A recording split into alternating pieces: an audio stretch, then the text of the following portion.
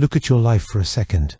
A half-finished guitar in the corner, a half-coded website, some baking tools, and suddenly, you want to learn jujitsu. If your life looks like a graveyard of unfinished projects, you probably feel a very specific kind of shame. Society has a word for you.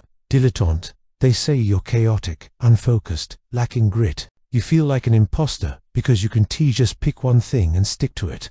And you probably beat yourself up with this quote, "Jack of all trades, master of none." But you forgot the rest. A jack of all trades is a master of none, but often better than a master of one. What if I told you, you're not broken?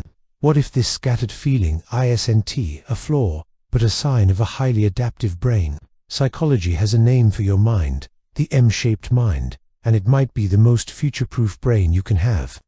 Before I explain why your chaos is actually a survival strategy, tell me in the comments where you're watching from. For most of the last century, the world rewarded specialists. It was a kind environment like golf. Same rules, same course, same game. Practice one swing for 10,000 hours, and you win. But you don't live in that world anymore. Your brain knows we're in a wicked environment now. The rules change, industries die, new ones appear. In a wicked world, the specialist is fragile. If their industry collapses, they collapse with it. So you drift. One year you're obsessed with wiring and HVAC.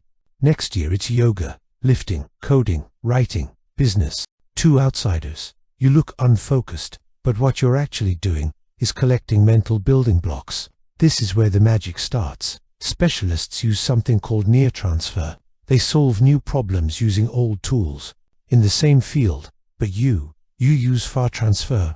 You take ideas from one world and smash them into another. Think about a web developer who used to be a farmer or a beekeeper. On paper, that has nothing to do with code. But they don't just write software. They build systems. They cultivate ecosystems. They understand growth, feedback loops, and organic structure in ways a pure coder never will. That's not randomness. That's innovation. You feel like an imposter because you're not the best at one thing, but your value isn't in depth. It's in synthesis. Still, there's a pain you can't ignore. You see people your age becoming senior engineers, managers, executives, and you feel like you're still at the starting line. Why? Because you're misunderstanding the shape of your potential. You're not T-shaped, you're M-shaped. An M-shaped person has multiple pillars of depth, connected by curiosity. But here's the trap. You cannot build all the pillars at the same time. If you try to learn data science, write a novel, and start a business in the same month, you burn out, you quit, you feel broken. The people who actually win this life use serial mastery. They live in seasons. Your 20s might be art and music. Your 30s might be programming to pay the bills. That doesn't mean you quit art. It means that season is done.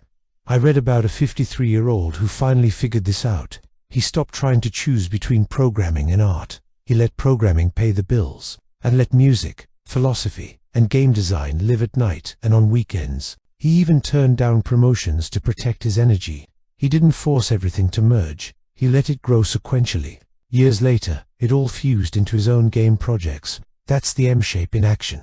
The final weapon, redundancy. There's one more trait that makes you almost unbreakable. In biology, it's called redundancy. Elephants rarely get cancer because they have extra copies of a cancer-fighting gene. If one fails, another takes over. Your chaotic interests work the same way. If you're only a software engineer and AI replaces you, you panic. But if you're a software engineer who can also fix wiring, work, HVAC, teach, write, or build, you're unstoppable. You weren't wasting time. You were building strategic adaptability, a safety net of skills, a set of escape routes, a future-proof life. So stop apologizing for your graveyard of hobbies. Those weren't failures. They were semesters in the university you built for yourself. You were never meant to be one thing. You were meant to be the bridge between worlds other people can't even see. If you're ready to embrace your M-shaped future, drop a like in the comments. And if you want the deep dive on how to structure your seasons, subscribe.